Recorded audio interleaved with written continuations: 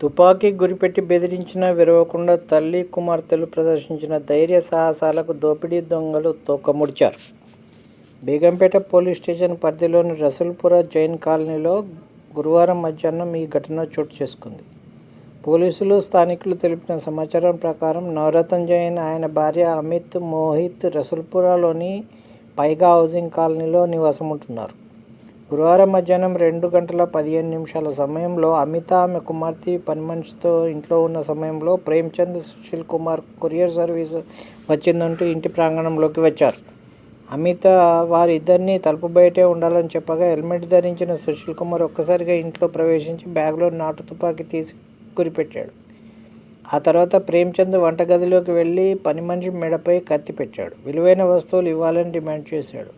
అదే సమయంలో అమిత సుశీల్ను బలంగా కాలితో నెట్టేసింది. ఈలోపు ఆమె కుమార్తె కూడా రావడంతో గట్టిగా ప్రతిఘటించారు. ఇద్దరిపైన సుశీల్ దాడి చేస్తున్నా విరవకుండా గట్టిగా కేకలేస్తూ పట్టుకునేందుకు ప్రయత్నించారు. గత్యంతరం లేక అతను తుపాకీ వదిలి పరారయ్యాడు. ఈలోపు తల్లి కుమార్తెలు కేకలు విని ఇరుగు పొరుగు వారు చేరుకున్నారు. మరోవైపు ప్రేమ్చంద్ కత్తితో బెదిరిస్తూ అక్కడి నుంచి పరారయ్యేందుకు ప్రయత్నించగా స్థానికులు వెంటాడి పట్టుకున్నారు. ఘటనా స్థలికి చేరుకున్న పోలీసులకు స్థానికులు ఇచ్చిన సమాచారం మేరకు సుశీల్ను జీఆర్పీ పోలీసులు కాజీపేటలో అదుపులోకి తీసుకున్నారు. అమిత ఇచ్చిన ఫిర్యాదు మేరకు బేగంపేట పోలీసులు కేసు నమోదు చేశారు. నిందితులు పథకం ప్రకారం ఈ దోపిడీకి యత్నించినట్టు తెలుస్తుంది.